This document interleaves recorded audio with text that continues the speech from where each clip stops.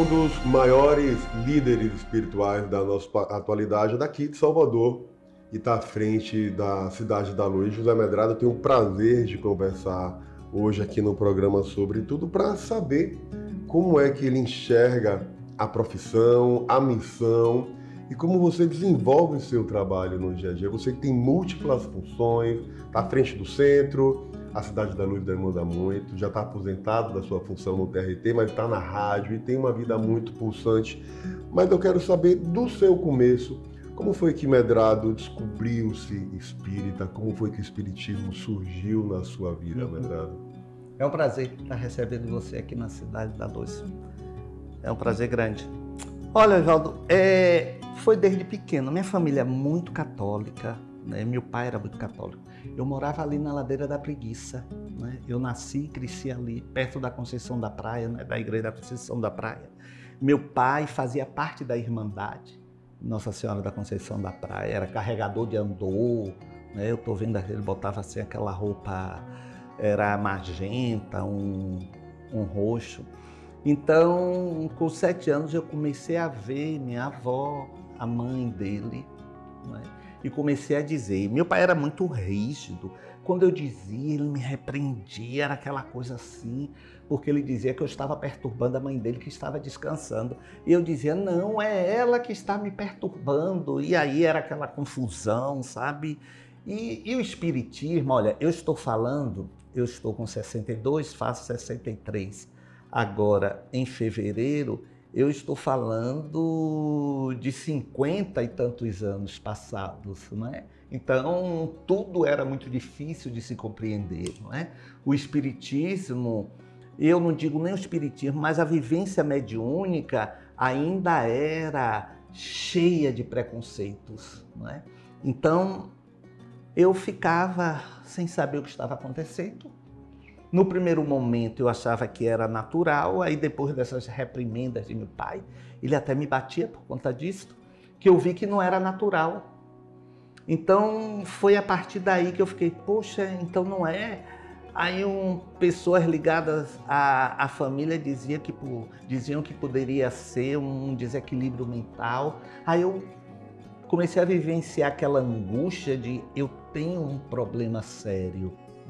Aí com 15 anos, eu estudei minha vida toda no Colégio da Polícia Militar. Com 15 anos, eu vi um professor falando de sintomas da mediunidade, eu disse que eu tinha aqueles sintomas, fui a um centro, lá na Baixa do Bonfim, Mensageiros da Luz, que quem dirigia era Josué Arapiraca. Era na época muito conhecido, né? Muito conhecido. Ele tinha uma academia também, ele era lutador, lá na Praça da Sé. Aí eu fui, na primeira entrada, eu incorporei. Com 17 anos, com um grupo de pessoas, eu fundei o que é hoje a Cidade da Luz.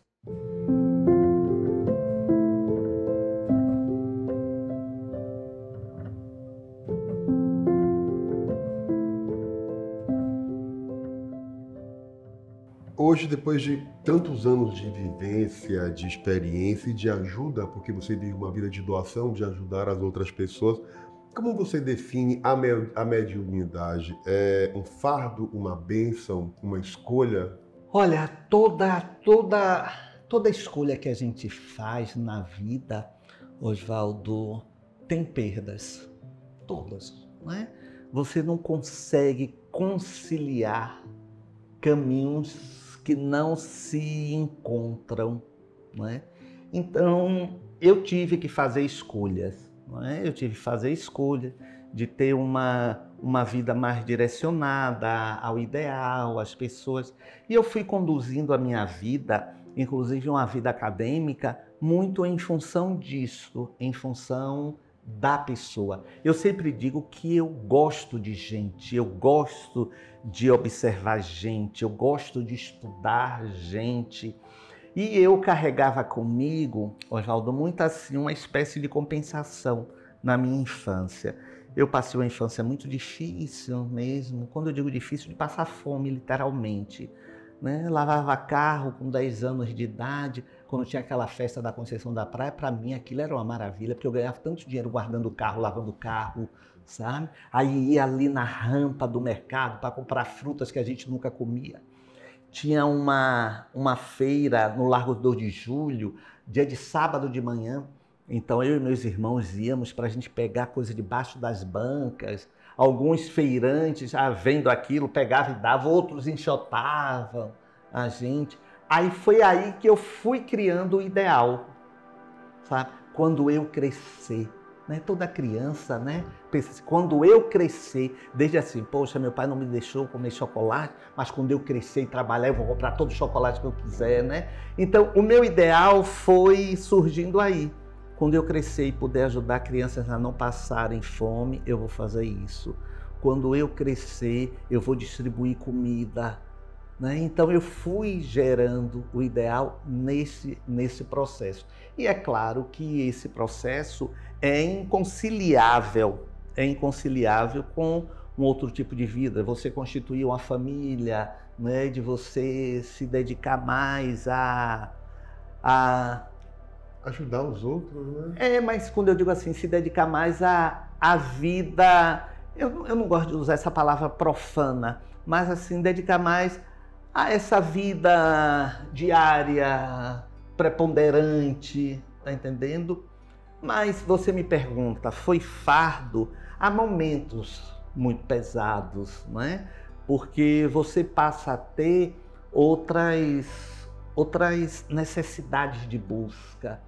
Então, a Cidade da Luz não tem um centavo de dinheiro público por escolha, né? Então, nós não temos convênio com nada, mas temos 21 funcionários, né? Tem uma estrutura que é enorme, né? Um trabalho social gigantesco. Nós temos gabinetes médicos, temos gabinetes odontológicos, temos o busão da solidariedade, que é um ônibus que sai pelas ruas oferecendo banho às pessoas, alimentação e roupa, e isso tudo custa, não é? Então, o gasto Cidade da Luz mês é de R$120 mil, né? E a gente não é uma empresa, né? Então, tem esses pesos, né? Tem esses pesos. E desafios que se colocam no dia a dia para manter uma estrutura como essa, né? Porque é uma empresa, Sim. É uma empresa que não tem uma fonte de recurso fixa. Essa fonte de recurso são os trabalhos de pintura, de escultura mediúnica e as doações das pessoas, né? Então não tem nenhuma empresa, não tem nenhum artista interessante para o pessoal. Mantenedor fixo que garanta um custo mínimo de uma operação. Não. E qual é o tamanho da Cidade da Luz hoje? Qual o tamanho da instituição? Quantas famílias são atendidas pelo trabalho espiritual e pelo trabalho de caridade que é feito aqui também? Olha, nós temos quatro prédios, não é? Temos o prédio que é da administração e da assistência social. Temos o prédio que nós oferecemos, é um centro de cultura e arte, oferecemos às crianças em situação de vulnerabilidade social. Temos uma escola em parceria com a prefeitura, uma parceria naquele sentido assim de aluguel de sala, e a prefeitura assume a fazer reforma, mas nunca faz, né? Mas os professores são da prefeitura e temos uma parceria muito boa com esses professores. Então, o que é que acontece? Oferecemos cestas básicas, atendendo. Temos cerca de 60 médicos, entre médicos e voluntários, médicos voluntários e dentistas, 60, em quase todas as especialidades. Até prótese dentária fazemos aqui. E justiça se faz, os dentistas se cotizam também, além de serem voluntários, eles se cotizam. Rapaz, tem muita gente boa no mundo, Oswaldo. O quantitativo, que é tão relativo, não é? Mas eu diria que nós temos assim cerca de 1.000 atendimentos médicos mês, não é? Entre assim, atendimento, acompanhamento, não é? Temos distribuição de cerca de 300 a 400 cestas básicas por mês também. Então, quando eu digo assim que é difícil a gente mensurar, porque, por exemplo, quem faz um atendimento médico pode receber também uma cesta básica, não são assim contagens separadas, né? Sim. Mas no ano passado nós fizemos mais de 80 mil atendimentos sociais. Isso não quer dizer 80 mil pessoas, Sim. né? Mas fizemos mais de 80 mil atendimentos sociais. E imagino como deve ser desafiador manter uma estrutura como essa de pé, contando com a ajuda, com a doação das pessoas, hein, Medrado? Porque as carências são múltiplas, são muitas. E um trabalho como esse feito aqui na Cidade da Luz, muitas vezes é um trabalho que o poder público deveria fazer e muitas vezes não faz. Seja governo, prefeitura, governo federal, há uma vontade muito grande de ajudar e poderia, inclusive, ter uma participação maior do poder público. Olha, em verdade, toda instituição filantrópica, ela preenche lacunas deixadas pelo poder público, em qualquer das esferas, né? E a Cidade da Luz também faz isso. E você sabe, e o pior que, apesar de a gente não ter assim, esses convênios, a gente também não tem a parceria, porque é tudo tão difícil, você não tem ideia. Mudamos, só para você ter assim, uma visão, mudamos um autoclave de lugar, né? Autoclave é o que esteriliza, né, esse material dos dentistas. Mudamos de lugar, aí veio a Anvisa, e antes estava na sala, botamos num lugar reservado, quer dizer, melhoramos a situação. Aí veio a Anvisa, não, tem que ter um projeto, vocês têm que mandar esse projeto, a gente tem que aprovar esse projeto. Então, burocratiza mais ainda. Não estou dizendo que não vão ajuda fazer, e dificulta. mas, literalmente, eu vou lhe dar aqui uma outra ideia. Nós temos esse trabalho, né, odontológicos e tal, desde a década de 90. Agora veio a Anvisa, a gente está compreendendo porque o compressor não pode ficar na garagem que está. Tem que ficar numa área descoberta. Poxa, nós buscamos ocupar todas as áreas da Cidade da Luz com ação social. Porque até esse pátio que nós temos aqui, as crianças fazem aí também atividades, coisa e tal. Mas aí a gente já vai ter que ver onde vamos construir um lugar para ter a parte de cima aberta, para um compressor que desde a década de 90, sabe, está ali na garagem, que ninguém entra naquela garagem.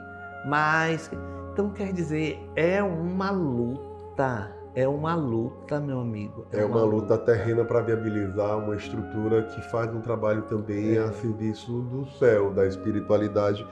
E é um trabalho que é feito aqui na Cidade da Luz muito forte, que tem uma força espiritual muito grande, que ajuda muitas pessoas. Como você enxerga o trabalho que vocês fazem hoje aqui, de ajudar as pessoas, de ajudar no processo mediúnico, no processo de evolução mesmo de cada um?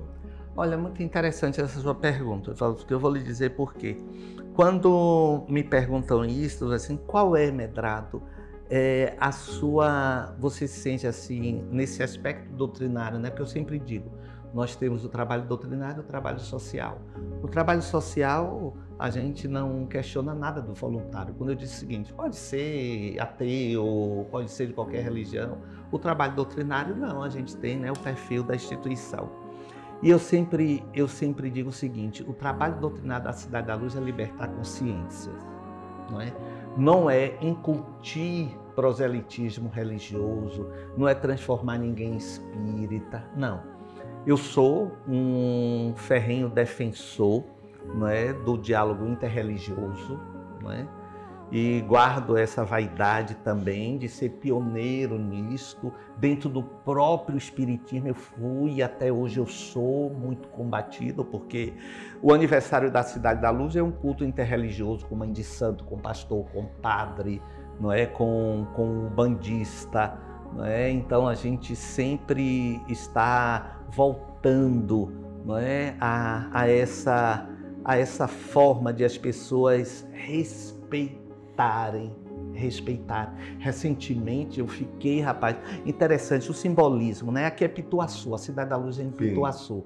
Então houve no metrô, na estação de Pituaçu, dentro do metrô, uma intolerância religiosa. Uma moça estava com uma guia, né, que é um colar, e ela foi atacada, né, virulentamente. Rapaz, isso me gera, Oswaldo, sabe, uma inquietude, uma perturbação, porque eu fico assim, meu Deus, como é que as pessoas vão raciocinar que as outras têm o direito de serem o que elas são, de buscarem o que elas querem? Eu estava aqui com uma funcionária que era uma mulher trans. Rapaz, como o povo, não muita gente, porque quem chega à Cidade da Luz sabe que a Cidade da Luz tem essa visão de acolhimento, de respeito, total, sabe? Então... E isso sai dos muros, do limite dos muros. As pessoas sabem que aqui é justamente esse ponto de referência de acolhimento e de respeito. Não é uma coisa fechada da casa. Extrapola as barreiras da Cidade da Luz, o que é maravilhoso. O que eu espero, porque eu entendo o seguinte, a gente precisa semear isto na sociedade para não entrarmos no fundamentalismo religioso, que é muito nocivo, tá entendendo? Eu tenho uma amiga, Ialorixá Jaciara Ribeiro, uma amiga muito querida, por conta da morte da mãe dela, que houve toda uma movimentação, e hoje, dia 21 de janeiro, é o Dia Nacional de Combate à Intolerância Religiosa, em razão da genitora dela que morreu disso. Ela me fala que em Salvador, Oswaldo, ela está andando ali na Praça da Sé, quando está paramentada, não é? Ela ouve pessoas acompanhando. Ela diz que no outro dia ela começou a ouvir, está repreendida, daqui a pouco tinham mais de 10 pessoas falando a mesma coisa. Ela precisou se acolher com um APM. Esse é um compromisso muito urgente na nossa sociedade. E dentro do roteiro do papo que a gente tinha feito para conversar com o Medrado, uma das perguntas era justamente essa. Você já falou algumas vezes que é contra as religiões e falou justamente da religiosidade. E isso choca muita gente que não está preparada para essa realidade.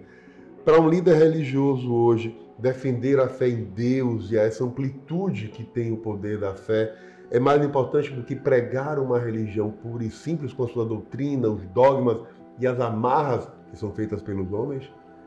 Olha, não é que eu seja contra as religiões. Eu me posiciono dizendo que elas são apenas rótulos, que elas não geram em si benefício algum. O benefício está no que você faz, não da religião, mas do que você faz em relação ao outro, porque um ateu pode ser melhor do que eu, que sou um religioso, tá entendendo? Então, eu entendo que se eu tenho uma vivência cristã, eu não vejo por que segregar, excluir, até perseguir. Não foi isso que Jesus pregou. Eu trago muito a parábola do bom samaritano, trazida por Jesus, onde Jesus conta de um samaritano que foi espoliado, espancado, roubado, e que 2 religiosos passaram e não deram atenção. Um samaritano não, um qualquer lá, mas foi um samaritano que acolheu, que cuidou, que deixou numa estalagem e disse que quando voltaria, pagaria o que se gastou. Detalhe que as pessoas não se dão conta, meu amigo. Quem era o samaritano? A Samaria era uma região, não é, que foi invadida pelos assírios, e os assírios eram um povo pagão. E está na lei de Moisés que os judeus de então não poderiam se misturar com os pagãos. Então, eram inimigos. Jesus era judeu, porque Jesus era filho de Maria, uma judia, não é? Então, Jesus deu como exemplo de boa pessoa um inimigo dos judeus, não é? Um samaritano. Então, você veja a dimensão e as pessoas não se dão conta disso. Tem outra passagem da mulher no poço que também era samaritana, não é? E a gente está em 2024 e muitas pessoas não conseguiram entender ainda que o Deus é o mesmo Deus, independente de qual seja a religião. Católica, evangélica, tem várias denominações evangélicas, o próprio catolicismo tem vertentes do catolicismo e, pelo menos na minha concepção, a religião, como o nome mesmo diz, é o religar, é a forma de te ligar ao sagrado. E cada religião feita pelo homem ou com a interpretação do homem tem uma forma de te conectar. Não existe uma melhor nem uma pior. Existe a que te conecta diretamente com Deus. Como você pode se comunicar diretamente com Deus sem ter uma religião nesse caminho. Por que é tão difícil as pessoas entenderem que a comunicação e a relação com Deus devem ser direta e a religião ajuda nesse processo? Não tem uma melhor nem uma pior. Perfeita a sua colocação, a sua reflexão.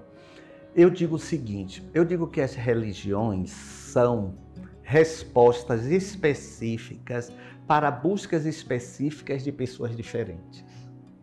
Então você está numa religião que você tem as suas buscas respondidas.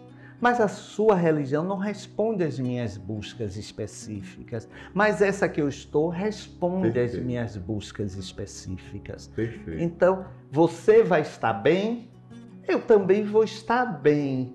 E eu vou entender. Isso não quer dizer que a sua é melhor ou pior do que a minha. Não. A sua atendeu às suas buscas. A minha atendeu às suas buscas. Mas já há ele ali que não tem busca alguma. Por isso que eu falo que do louvor ao tambor pode me chamar que eu vou. Porque é um pouco disso que a gente vive hoje. A conexão tem que ser com Deus, independente de qual seja o elo de ligação da religião. Se fosse assim, a gente não via tantas religiões evangélicas brigando entre elas, um evangélico criticando o outro evangélico. Não tem um evangélico melhor do que o outro. O Deus que deveria servir é o mesmo, mas a gente vive ainda muitas limitações da carne humana, que eu acho que acaba distanciando muito mais do que aproximando. É uma visão equivocada da minha parte ou é uma visão correta para a realidade que a gente vive hoje? Eu acho que é uma visão correta. Eu só diria, não é? Digamos assim, conceituando o que se chama de carne, eu diria que é o ego, não é? O ego humano de sobrepor o que julga ser certo sobre o outro, que no conceito dele não é certo. O Papa Francisco é um homem que eu admiro muito, não é?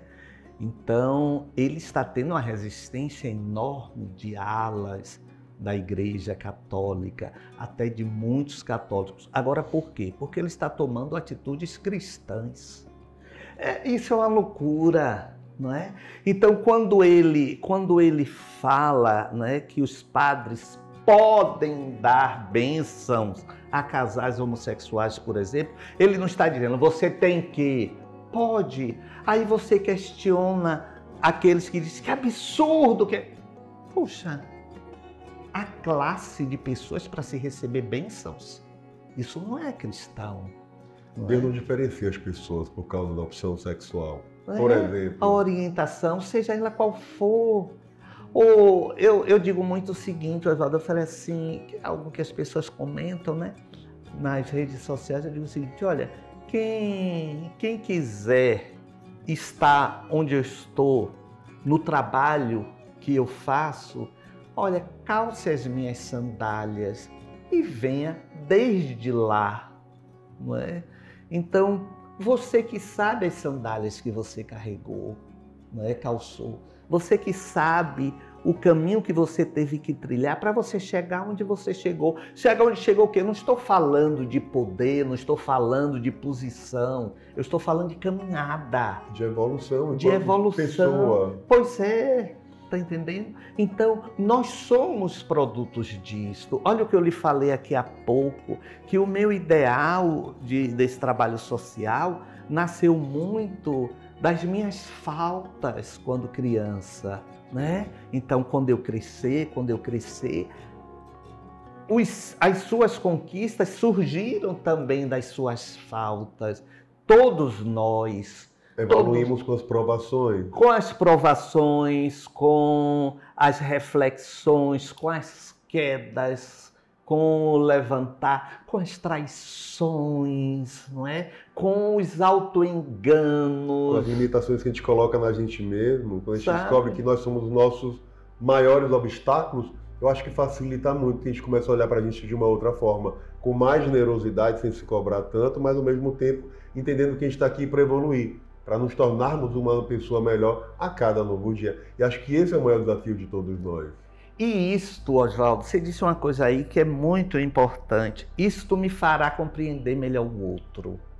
No momento que eu, dentro daquela visão, né, filosófica do homem conhece-te a ti mesmo, eu mergulho em mim para identificar esses processos, eu vou começar a não apenas perceber o que o outro fez, mas eu vou procurar entender o que estava por trás daquilo que o outro fez, não é?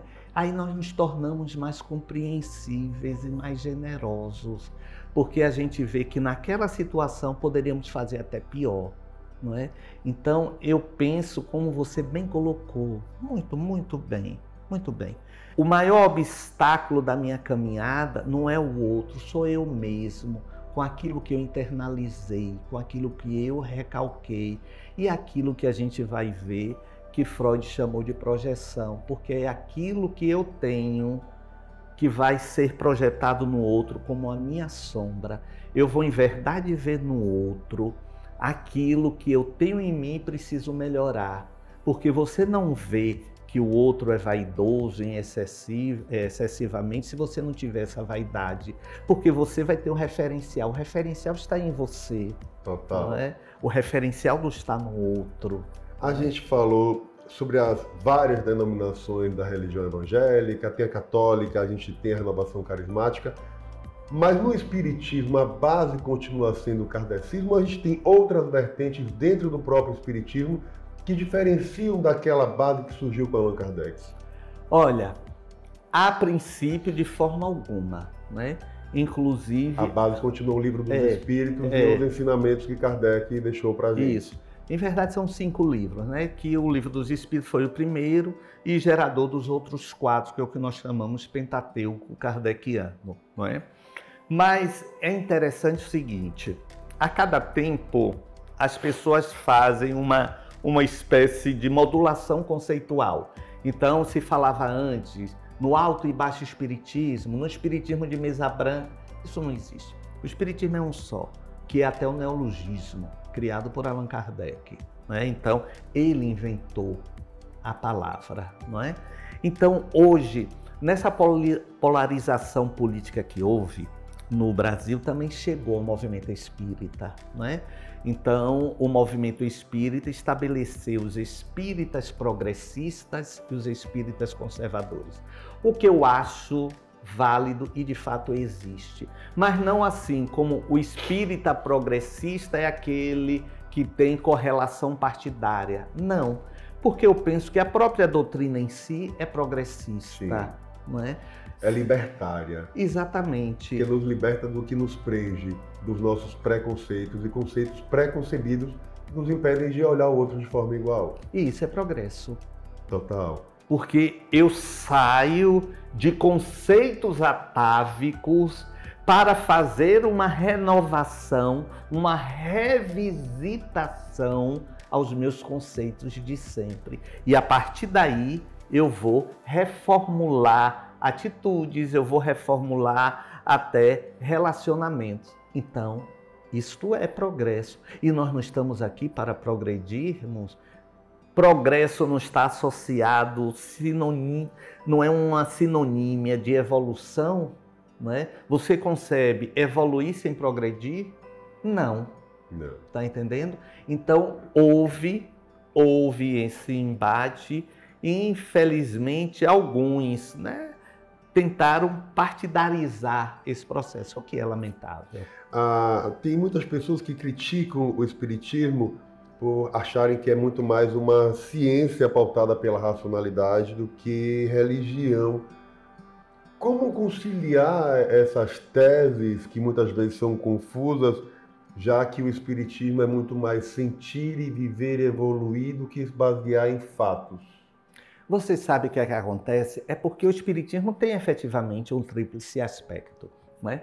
Então, toda vez que o espiritismo se debruça para estudar os fenômenos mediúnicos, é ciência, não é? Então tem o aspecto científico, não é? Toda vez que o espiritismo se lança a buscar respostas para aqueles questionamentos filosóficos de quem eu sou, de onde eu vim, para onde eu vou, é filosofia. E toda vez que nós seguimos o axioma maior que Allan Kardec coloca no frontispício do Livro dos Espíritos, fora da caridade não há salvação, é religião.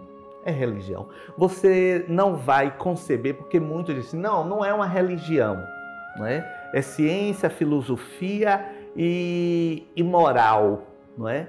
Mas eu penso o seguinte, não estaria entre os 5 principais livros da codificação, o Pentateuco, o Evangelho segundo o Espiritismo.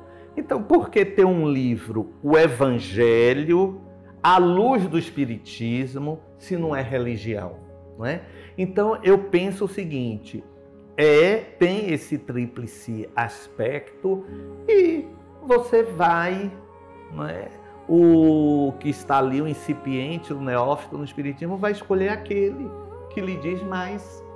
Eu gosto mais daquela parte científica do Espiritismo para poder analisar os processos mediúnicos. Não, eu já gosto assim daquela... Eu acho que está tudo bem. E tem religiões como a Umbanda que bebe um pouco de cada dessas fontes, do candomblé, do próprio espiritismo. Você tem o espiritismo também kardecista, que tem uma base, uma essência muito mais ligada ao que Kardec trouxe de conhecimento, de ensinamento para a gente. Mas a gente tem também aquela parte mais evangélica, mais radical, mais crítica. Como conciliar tantas visões diferentes, sendo que o que deve estar em prioridade realmente é a relação com Deus e o poder da fé?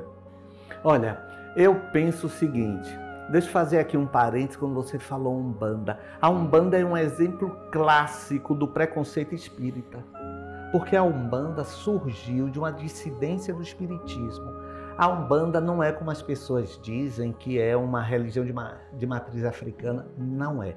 A Umbanda é a única religião genuinamente brasileira e nasceu de um preconceito espírita no começo do século XX, quando Zélio de Moraes, um médium, dentro da União Espírita do Rio de Janeiro, de Niterói mais precisamente, recebeu um caboclo e o dirigente espírita disse que ali não era lugar para ele.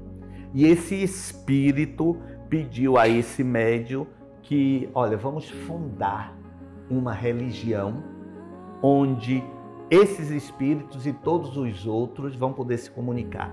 É por isso que você vai ver, inclusive, em algumas tendas de Umbanda, se lendo o Evangelho segundo o Espiritismo, essa associação que você fez é bem pertinente. Mas voltando ao seu questionamento, é preciso que a gente entenda o seguinte, não é? São vertentes ou idiosincrasias dos que conduzem a doutrina espírita, ou contaminação de egos, contaminação de forma de ver o mundo pessoais. Por quê? Porque não se pode simplesmente conceber que o Espiritismo trazendo esses princípios que eu falei aqui, não é? O princípio do estudo científico, do questionar a vida, do fazer a caridade, não seja um único arcabouço, cada um fazendo aquilo que tem mais afinidade, não é? Porque aí você vai ver que ao fundo de tudo isto, Oswaldo, sempre vai estar assim, eu é que estou certo, eu vou sobrepor você o que você pensa que é certo, né? Então você vai ver que sempre está assim, ego ferido, amor próprio ferido. E a religião, seja ela qual for, não precisa de nada disso, né? O mundo está aí para que nós possamos trabalhar as suas necessidades em termos físicos, logo emocionais. Você faz algumas críticas sempre sobre relações tóxicas e os tribunais da internet, sobretudo das redes sociais, que são um vespeiro hoje em dia. É a nossa praça pública de antigamente, onde não se tem controle, muita gente se esconde através do anonimato. Que efeito tem sobre a espiritualidade, sobre o novo mundo, vivendo nesse ambiente online e essas repercussões? Meu amigo, olha, eu entendo que isso não é novo. O palco de exposição é que é novo, mas isso é o ser humano, né? Que sempre esteve aqui. Então esse ser humano está dando mais visibilidade ao que ele é, aquilo que conversamos há pouco, a sombra projetada dele, né?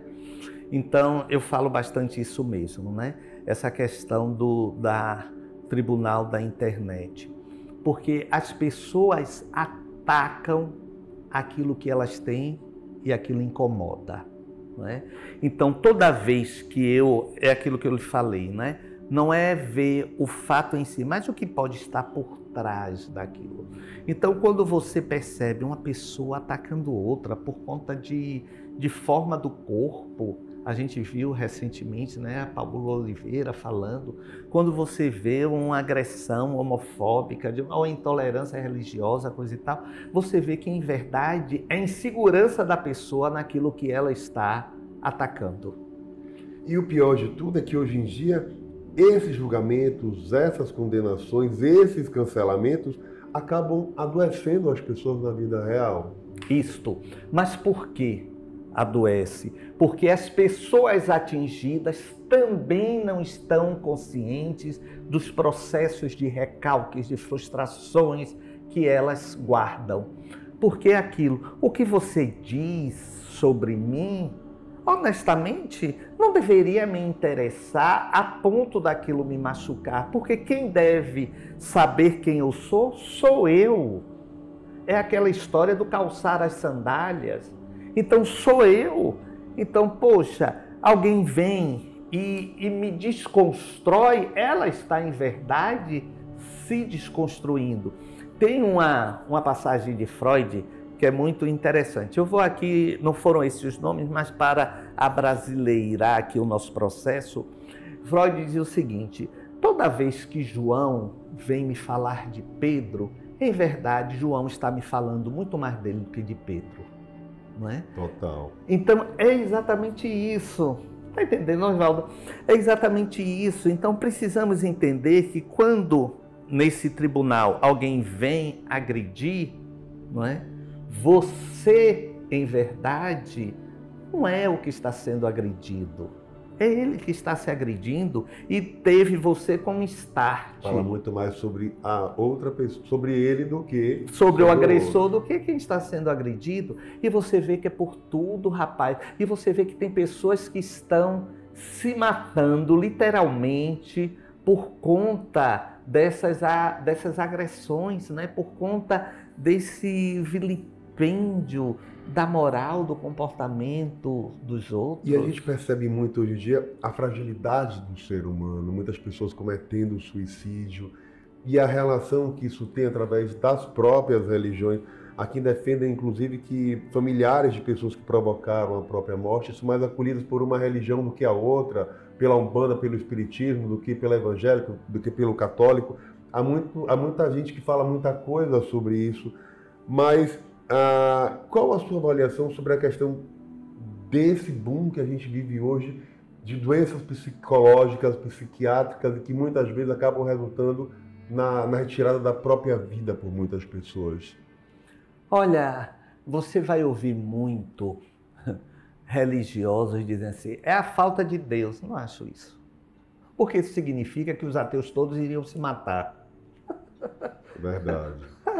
Então, por isso que eu digo não, Allan Kardec disse que o espiritismo é uma fé raciocinada, tem que passar pela razão. Ele disse até que se você rejeite 9 verdades, mas não aceite uma mentira, né?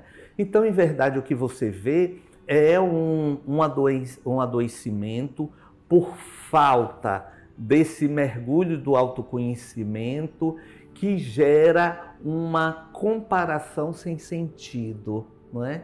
Então, o ambiente de internet, em linhas gerais, é um ambiente de mentira, né? Mas há pessoas que ainda não se encontraram na sua caminhada, não se conhecem nas suas dificuldades, limitações, mas também nas suas grandezas, nas suas habilidades, nos seus talentos. Jesus tem uma parábola dos talentos que fala muito bem a respeito disso. A quem enterre o talento, a quem multiplique o talento, não é?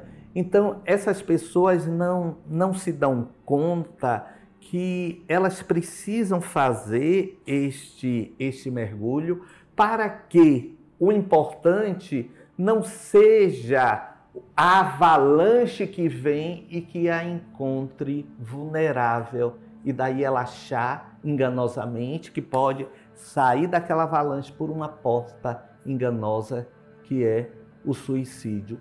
Não tenham aquela visão que os espíritas em sua maioria têm, os cristãos em sua maioria têm, de que o suicida é alguém que vai estar pelo resto da eternidade.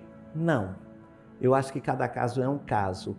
E o suicida, ao se confrontar com a realidade da espiritualidade, vai ver que a sua dor não diminuiu, só aumentou. Então, é em cima disso que eu trabalho a compreensão de quem está passando por uma grande dor, não é? Antigamente, rapaz, um suicida não era sepultado num cemitério cristão. Observe, né, os conceitos cristãos, rapaz, que até hoje, como a gente estava conversando há pouco, existem por aí. Então, claro, isso evidencia o desencontro que as pessoas estão e não tem nada a ver com religião. É a ausência de Deus? Não tem nada a ver com religião. É esta falta de autoconhecimento mesmo, de busca de se entender. E eu sempre lembro de uma passagem de Gonçalves Dias, que ele dizia o seguinte: a vida é luta, que aos fracos abate e aos fortes exalta. A nossa vida sempre foi, sempre será de luta. A sua vida, Oswaldo, a minha, a vida de quem nos acompanha sempre vai ser. Não existe a família margarina. Porque a gente veio para evoluir. O desafio é justamente esse, nos tornarmos a nossa melhor versão a cada novo dia. Agora a gente fala de espiritismo, já para a gente já caminhar para o final, e muita gente pergunta: qual o melhor dos mundos? É o aqui e agora ou o que virá depois da morte? Já que a morte, para muita gente, é o fim, no entanto, para o espiritismo, é uma passagem. O melhor do mundo é a sua consciência tranquila. Você estando aqui ou em qualquer lugar dos universos, é a sua consciência tranquila. Você sabe, eu estava numa reunião com os amigos, aí um cidadão virou e disse assim: Medrado, o que você acha? Eu vou para o céu ou eu vou para o inferno? Eu virei assim: a sua consciência, que vai ser sua bússola e direcionar para onde você vai. Então, o melhor dos mundos não é o lugar, é você. Mais uma vez, o indivíduo como centro dele mesmo, da vida dele. Então, você pode estar aqui, como você pode estar do lado de lá. O do lado de lá não vai modificar o que você foi aqui. Sim. E você, por estar aqui, não estará melhor do que o lado de lá. Aqui tem a vantagem. O corpo ainda é uma barreira para você sentir plenamente até suas dores, né? A gente tem aquele hábito, quando alguém fala assim: eu estou sentindo um aperto no peito, quando fala da angústia, né? Aí localiza no peito. No plano espiritual é pelo o ser todo. não existe a angústia do peito. Então, estar aqui leva essa vantagem. Mas para que você também compreenda até os seus processos da angústia e se liberte antes de chegar do lado de lá. Para finalizar, se você pudesse dar uma dica, uma mensagem, um conselho para as pessoas que estão nos assistindo, que vão nos assistir, o que elas devem fazer para se tornarem pessoas melhores, as suas próprias, as suas melhores versões no dia a dia. O que, já que a gente está no começo de 2024, o que a gente tem que fazer para se desconstruir, despir do que nos limita para nos tornar a nossa própria versão, já que a nossa própria versão é o nosso maior desafio. Rapaz, você fala parecendo que está lendo conceitos assim de pensadores. Legal, legal. Eu vivo isso, Sabe? eu vivo o poder da fé e eu vivo essa compreensão. Eu pelo menos busco viver essa compreensão. Então a mensagem é essa. Ele acabou de dar, não é?